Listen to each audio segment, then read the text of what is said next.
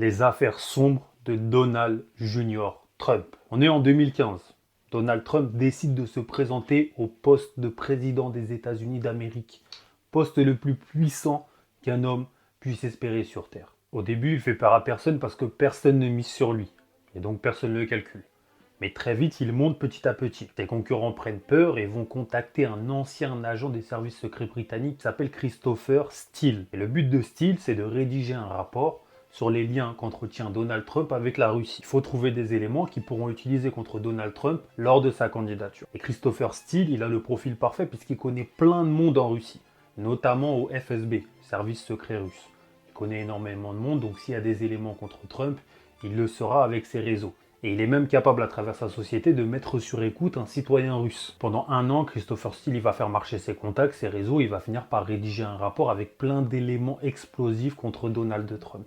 Et ça va être top pour lui, sauf qu'entre-temps, de 2015 à 2016, Donald Trump il est passé de clown à candidat très sérieux au poste de la Maison Blanche. Here's a guy that buys a house for $179,000. He sells it to a lobbyist who's probably here for $380,000, and then legislation is passed. You tell me about this guy. Et il commence à faire peur à tout le monde parce qu'il va potentiellement être élu.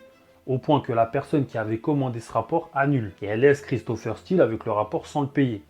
Christopher Steele, il a travaillé pendant un an sur le rapport, il veut rentabiliser ses recherches, il a fait marcher des contacts, et donc il va essayer de trouver dans l'équipe d'Hillary, dans les concurrents de Trump, quelqu'un qui va lui acheter le rapport pour faire tomber Donald Trump et détruire sa candidature. Sauf que le problème, il ne trouve pas.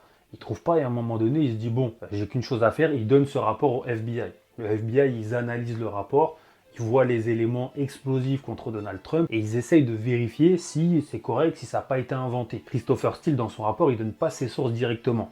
Il dit source A et il donne le poste qu'occupait la source ou qu'occupe actuellement la source. Par exemple, source A, ancien dirigeant d'une société de cybersécurité russe. Source B, collaborateur qui a travaillé étroitement avec Donald Trump. Source C, ancien agent des services secrets du FSB. Le FBI, ils analysent et ils voient que c'est bon, ils voient que c'est vrai.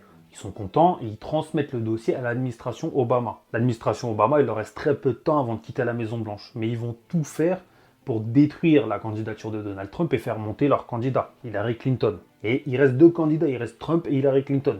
Donc c'est le moment ou jamais. Sauf que là, Donald Trump a été plus fort qu'eux. Les mails de la campagne d'Hillary Clinton sortent sur les réseaux. Et les gens vont en parler, les journalistes vont en parler. Du coup, ce rapport, même s'il sort, il ne fait pas beaucoup de bruit. Il ne fait pas beaucoup de bruit, c'est trop tard. Trump est élu président des États-Unis d'Amérique.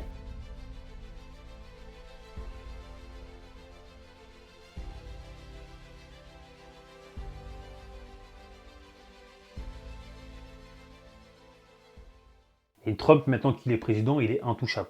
On ne peut pas le condamner. I am the chosen one. Alors, qu'est-ce qu'il y avait dans ce rapport précisément? Et pourquoi Trump, il n'avait pas si peur que ça de ce rapport? Il était même très détendu vis-à-vis de ce qu'il y avait dans ce rapport. Pourtant, il y avait des choses très graves. Un des premiers éléments, c'était que Vladimir Poutine, il détenait une vidéo de Donald Trump en train de faire hola olé avec des prostituées dans un hôtel très luxueux à Moscou. Le deuxième élément, c'était qu'en 2008, Donald Trump, il était fauché. Il était fauché, il avait besoin d'argent et aucune banque américaine voulait lui prêter. Il est parti chercher de l'argent chez les oligarques russes. Troisième élément, c'est que beaucoup d'argent de son business vient directement de Russie. Et c'est principalement du blanchiment. C'est pas le petit russe du quotidien avec sa petite voiture qui va investir aux États-Unis. C'est de l'argent détourné, de l'argent de la corruption, des paradis fiscaux, etc.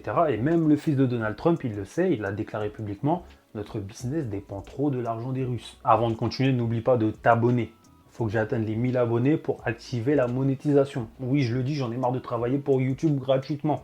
Les vidéos, ça prend du temps, il y a un travail de recherche, d'écriture, etc. C'est la moindre des choses. Donc abonne-toi. Pourquoi Trump était autant détendu au fait que ce rapport il allait sortir? Pourtant ce rapport il était explosif parce que les faits ils étaient vérifiables, c'était la réalité. En fait Trump il était détendu parce qu'il se disait bon si ce rapport il sort, je vais me défendre. J'ai des arguments, puis il y a très peu de gens qui vont croire cette version. Je vais accuser Hillary en disant que c'est elle qui a inventé, c'est elle qui a sorti. Look, Putin, from everything I see, has no respect for this person. Well, that's because he'd rather have a puppet as president. Nope. Et puis surtout, ça l'arrangeait parce qu'il savait qu'il y avait des dossiers qui étaient encore plus graves vis-à-vis de la Chine. En vérité, Donald Trump, il avait fait des dingueries en Russie, mais il avait fait encore pire en Chine. Et donc ça l'a arrangé qu'on parle de la Russie pour pas qu'on parle de la Chine. En Chine, à ce qui paraît, c'était des pots de vin, c'était de la corruption de masse, etc. Et il voulait pas que ça sorte la Chine. Donc si la Russie ça sortait, c'était pas très grave pour lui. D'ailleurs, il va y avoir les élections présidentielles en 2024 aux États-Unis et Trump va se présenter. Dis-moi en commentaire, est-ce que à ton avis, il va gagner, oui ou non? Moi, je pense qu'il a de fortes chances parce qu'en face de lui, il n'y a personne. Il est très charismatique, très intelligent, très puissant. Il a été au pouvoir, ça veut dire qu'il a encore des contacts, etc. Je pense qu'il y a moyen. Donne-moi ton avis en commentaire. Jamais découragé. Je ne cesserai jamais de me battre pour vous.